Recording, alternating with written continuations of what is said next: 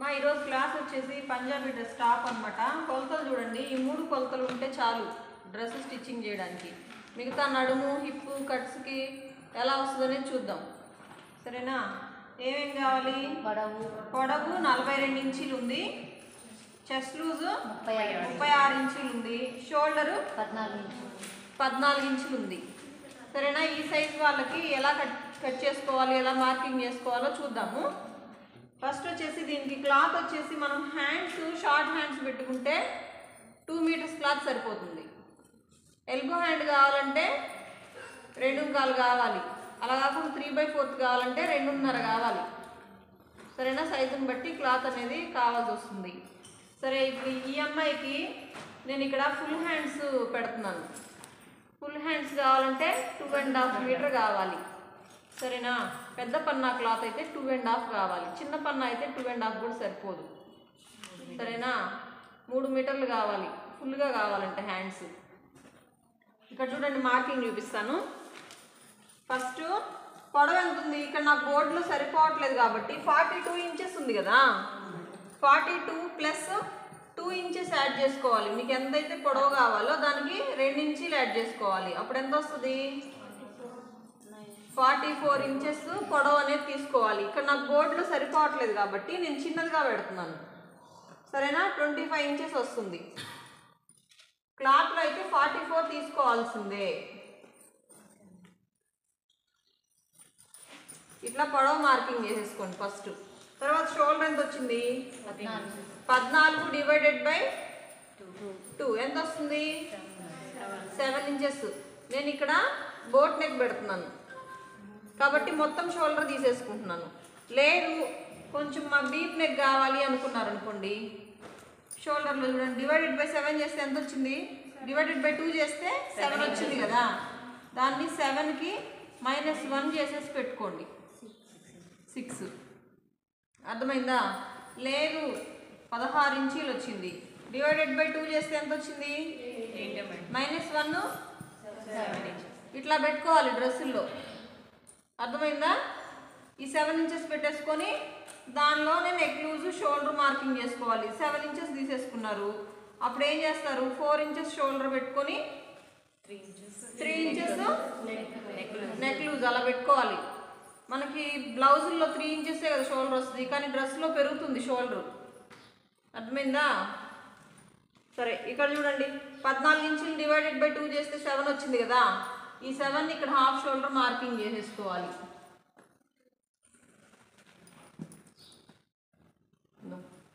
7 ఎక్కడి వరకు వచ్చింది? ఇక్కడ వరకు వచ్చింది, సరేనా? బోట్ నెక్కి ఏమవుతుంది? షోల్డరు చిన్నదిగా వస్తుంది కదా, 2.5 రావాలి. ఇక్కడ నుంచి ఆర్మ్ డౌన్ ఎంత తీసుకోవాలి? 7. ఇక్కడ హాఫ్ షోల్డర్ ఎంత తీసుకున్నామో ఇక్కడ ఎంత వస్తుంది? 7లో 2.5 పోతే ఎంత? 4.5 నెక్ లూజు, 2.5 షోల్డర్ వచ్చేస్తుంది. ఇక్కడ ఎంతైతే తీసుకున్నామో అంతే ఆర్మ్ డౌన్ చేసుకోవాలి. 7 ఇంచెస్ చేసేసుకున్నాము. నెక్స్ట్ ఏం చేయాలి? చెస్ట్ లూజ్ తీసుకోవాలి. చెస్ట్ లూజ్ ఎంత వచ్చిందో చూడండి ఒకసారి. 36 డివైడెడ్ బై 4 ఎంత? 9 ఇంచెస్. అర్థమైందా? మనం కరెక్ట్ లూజ్ కనుక తీసుకుంటే మిడిల్ చెస్ట్ తీసుకోవాలి, కరెక్ట్గా కనుక తీసుకుంటే ప్లస్ ఒక 1/2 ఇంచ్ యాడ్ చేసుకోండి లూజ్ కోసం. వేసుకోవడానికి కంఫర్ట్గా ఉండాలి కదా, అప్పుడు కరెక్ట్ ఫిట్టింగే వస్తుంది, మీకేం లూజ్ రాదు. కానీ ఆ 1/2 ఇంచ్ కనుక పెంచలేదంటే డ్రెస్ అనేది ఎక్కదు, అర్థమైందా? 1/2 ఇంచ్ అంటే 9.5 వస్తుంది, అర్థమైందా?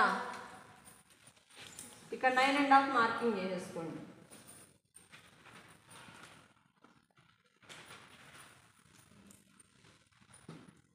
ఇక్కడ నుంచి ఖర్చుల కోసం ఎక్స్ట్రా ఈ చెస్ట్ పాయింట్ అంతా 9.5. ఇక్కడ 1 ఇంచు క్రాస్గా మార్కింగ్ చేసుకొని రౌండ్ చేసేయండి, అర్థమైందా? తర్వాత నడుము, హిప్ మార్కింగ్ చేసుకోవాలి కదా. నడుము ఎలా మార్కింగ్ చేసుకోవాలి, ఎక్కడ మార్కింగ్ చేసుకోవాలి అనేది చూడండి ఒకసారి.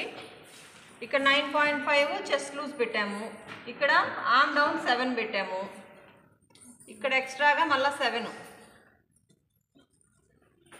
ఓకేనా? మళ్ళీ ఇక్కడి నుంచి 7.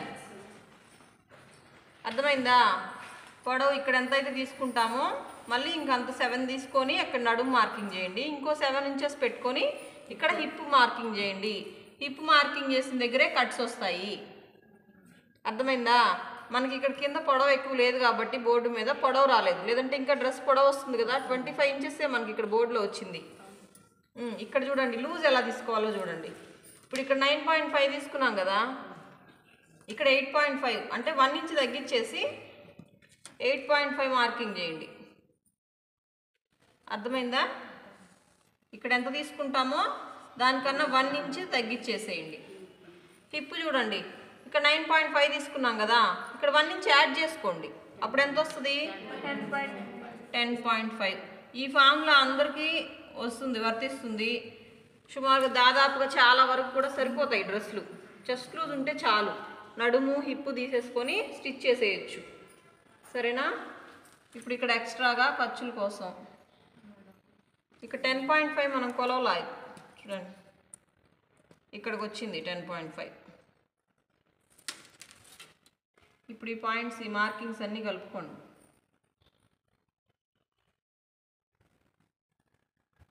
ఇట్లా షేప్ వచ్చేస్తుంది.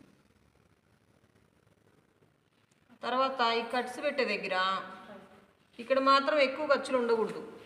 ఖర్చులు ఎక్కువగా ఉంటే కట్స్ సరిగ్గా రావు. తర్వాత కింద కూడా అంతే. కిందకు మనకు స్ట్రైట్ కటింగ్ కావాలంటే ఇక్కడ 10.5 తీసుకున్నాం కదా, అంతే కింద భాగంలో తీసేసుకోండి. లేదు మనకు కొంచెం వెడల్పుగా కావాలనుకుంటే 1 ఇంచ్ పెంచుకోవచ్చు, అంతకన్నా ఎక్కువ పెంచకూడదు. ఇక్కడ నేను స్ట్రైట్గానే తీస్తున్నాను. కిందకు కూడా 10.5 పెట్టేసి ఈ మార్కింగ్ చేసినలా కట్ చేసేసుకోండి.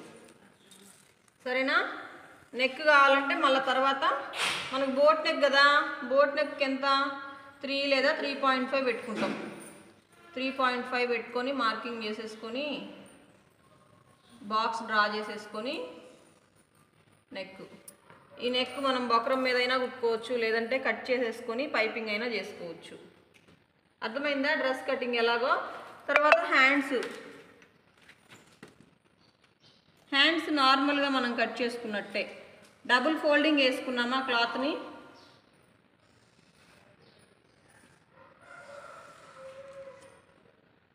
హ్యాండ్ పొడవు వచ్చేసి ఎంత కావాలో తీసుకోవాలి. సరేనా? ఇప్పుడు ఎల్బో హ్యాండ్ కనుకోండి 10 ఇంచెస్ అనుకో, 1 ఇంచ్ యాడ్ చేసుకొని 11 తీసుకుంటాం. డౌన్ ఎంత? 3 ఇంచెస్ డౌన్ చేసుకుంటాం. ఇక్కడ నుంచి 1 ఇంచ్ మార్కింగ్ చేసి స్ట్రైట్గా తీసుకొని ఇక్కడ నుంచి లూజ్ తీసుకుంటాం. ఫస్ట్ లూజ్ ఎంత? 6 5 ఎంతో మనకు వచ్చిన దాన్ని బట్టి దాన్ని డివైడెడ్ బై 2 చేసుకొని లూజ్ తీసుకోవాలి. తర్వాత ఎక్స్ట్రా ఖర్చులకు తీసుకోవాలి. ఆర్మ్ లూజ్ తెలుసు కదా, ఆర్మ్ రౌండ్ ఎంత ఉంటుందో దాన్ని సగం చేసుకొని -1 చేసుకుని ఆర్మ్ లూజ్ అనేది తీసుకుంటే ఆర్మ్ రౌండ్ మనకు కావాల్సినంత వచ్చేస్తుంది కదా. ఇక్కడ నాకు 8 ఇంచెస్ రావాలనుకోండి ఆర్మ్ రౌండ్, 7 ఇంచెస్ తీసుకుంటే సరిపోతుంది. ఈ రౌండ్ చేస్తే ఇక్కడ 8 వస్తుంది, ఈ రౌండ్ అనేది 8 వస్తుంది. లూజ్ 7 తీసుకుంటే రౌండ్ 8 వస్తుంది.